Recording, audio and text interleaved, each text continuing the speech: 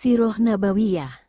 Terima kasih atas dukungannya. Untuk like, share dan subscribe, semoga bermanfaat. Halaman 15. Abad kedua Masehi hingga akhir abad itu, kekuasaan mereka berakhir setelah kedatangan suku Ghassan, yang dapat mengalahkan Ad-Dajjamah. Bangsa Romawi mengangkat mereka sebagai raja bagi semua bangsa Arab di Syam. Ibu kotanya adalah Dumatul Jandal. Suku Ghassan ini terus berkuasa sebagai kaki tangan Imperium Romawi, hingga meletus perang Yarmuk pada tahun 13H.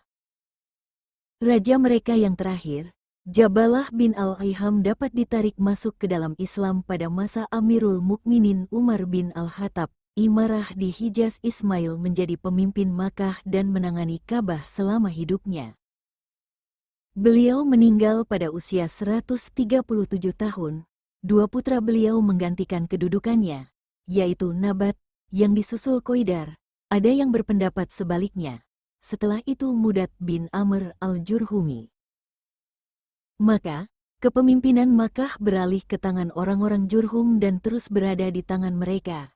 Anak-anak Ismail merupakan titik pusat kemuliaan. Sebab ayahni Allah yang telah membangun Ka'bah dan mereka tidak mempunyai kewenangan hukum sama sekali. Seiring dengan perjalanan waktu, lama-kelamaan anak keturunan Ismail semakin tenggelam, hingga keberadaan Jurhum semakin bertambah lemah dengan kemunculan Buhtanasyar. Bintang Bani Adnan dalam bidang politik mulai redup di langit Makkah sejak masa itu. Buktinya, saat Buhtanasyar berperang melawan bangsa Arab di Zatu Irq, pasukan bangsa Arab saat itu tidak berasal dari Bani Jurhum.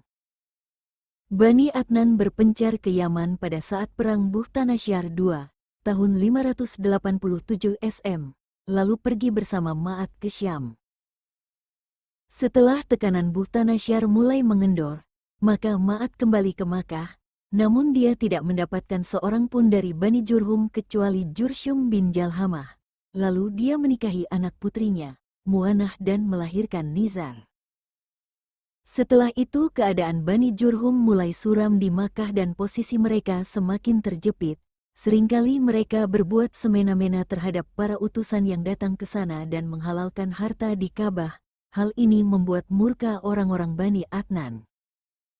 Tatkala Bani Khuza'ah tiba di Mar Zahran dan bertemu dengan orang-orang Bani Adnan dari Jurhum hingga dapat diusir dari Makkah, maka Bani Khuza'ah berkuasa di sana pada pertengahan abad kedua Masehi. Tatkala Bani Jurhum berkuasa, mereka menggali sumur Zam-Zam untuk mencari tempatnya secara persis, lalu mengubur berbagai macam benda di Sirah Nabawiyah 15.